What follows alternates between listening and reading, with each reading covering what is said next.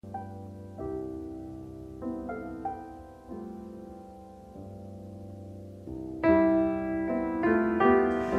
per affrontare questo problema e quindi per arrivare al modello culturale ci sono una serie di passi che un'amministrazione deve fare, che la nostra amministrazione in qualche misura ha fatto in un percorso ideale che ne prevede 4 di passi sostanziali. Il primo passo è quello dell'emergenza sostanzialmente, cioè di fronte a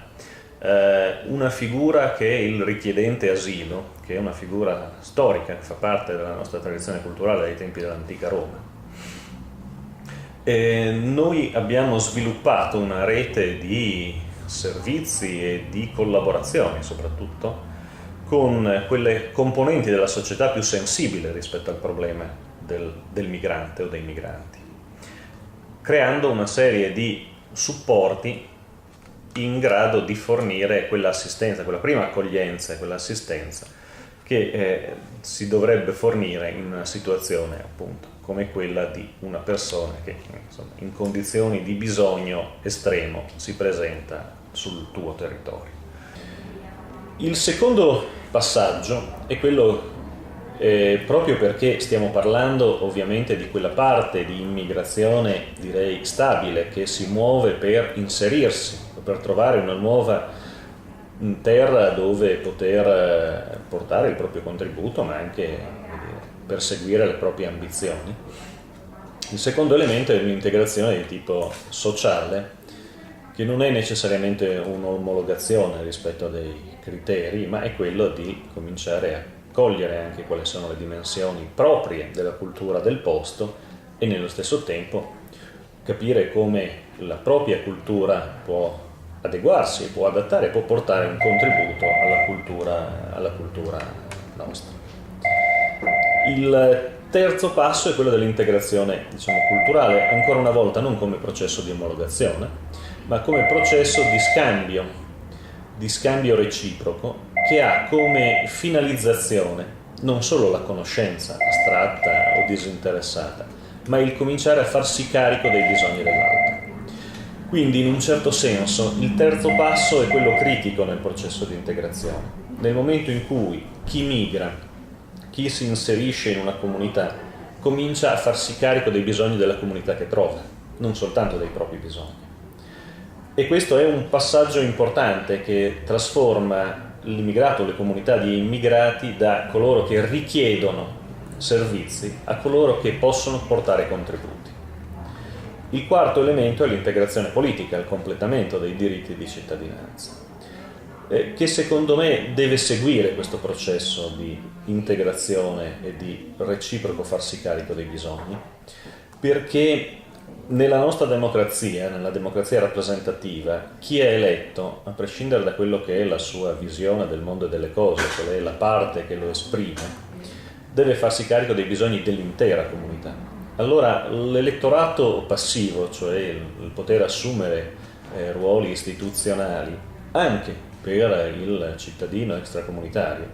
non deve essere vissuto solo come un'occasione di rivendicare meglio i propri bisogni all'interno del consesso istituzionale, ma a mio giudizio deve diventare un farsi carico dei bisogni, delle problematiche di una città, portando un contributo di esperienza, di sensibilità magari diverso, magari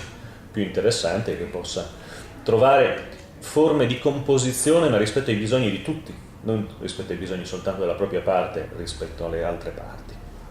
Ecco, io credo che nella nostra città abbiamo avviato questo percorso, abbiamo compiuto, direi in maniera ormai completa,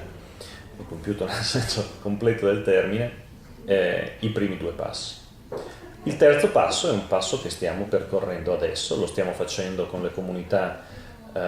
degli immigrati che in qualche misura meglio rappresentano un interlocutore istituzionale, ma lo facciamo anche con i gruppi informali e lo facciamo portando l'amministrazione a giocare il ruolo di colei che sostiene le iniziative dei cittadini che più si dimostrano attenti ai bisogni dei propri concittadini, organizzandosi in associazioni di volontariato, di mutuo soccorso, di quartiere, eccetera, e portando appunto assistenza alle persone in maggiore condizione di fragilità o di bisogno. Questo è un passo che noi vogliamo compiere in maniera molto, molto decisa, ma anche molto, molto serena con queste comunità, quindi non uno scambio, non un ricatto ovviamente, ma è una proposta che viene fatta, rispetto alla quale fino adesso abbiamo ottenuto una notevole sensibilità. Abbiamo degli elementi, abbiamo dei progetti, abbiamo fatto dei progetti andando a ritroso nei passi di scambi culturali importanti, per esempio nell'ambito della cooperazione internazionale. Allora, credo che in conclusione quello che posso dire è che questo percorso, al di là che può rispondere ad una visione mia personale o della maggioranza alla quale io appartengo e che sostiene questa amministrazione, credo sia un percorso di buon senso. L'alternativa a un processo di integrazione efficace è la creazione di pericolose sacche di antistato, fondamentalmente, se non addirittura anticomunità. Quindi dove il rapporto tra il cittadino immigrato e il cittadino autoctono diventa di conquista di spazi piuttosto che di condivisione di spazi.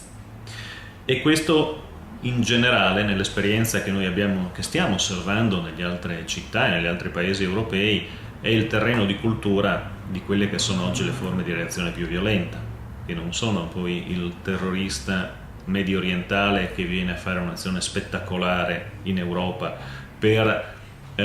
aumentare la propria credibilità politica rispetto ai suoi conterranei, ai suoi correligiosi, ma è quella reazione violenta ai processi di discriminazione che in qualche misura finiscono per giustificare e diventare interlocutore politico di comunità di emarginati. Questo sarebbe un disastro per la società italiana e la società europea e ovviamente anche nel suo piccolo nella società udinese. Sarebbe un disastro perché non solo i fatti violenti li avremmo in casa e sarebbero perpetuati da persone che sono nate e cresciute in mezzo a noi, ma sarebbero soprattutto il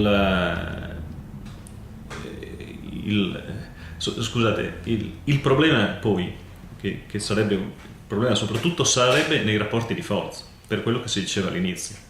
Cioè oggi non si tratterebbe, a quel punto non si tratterebbe più soltanto di una minoranza marginale,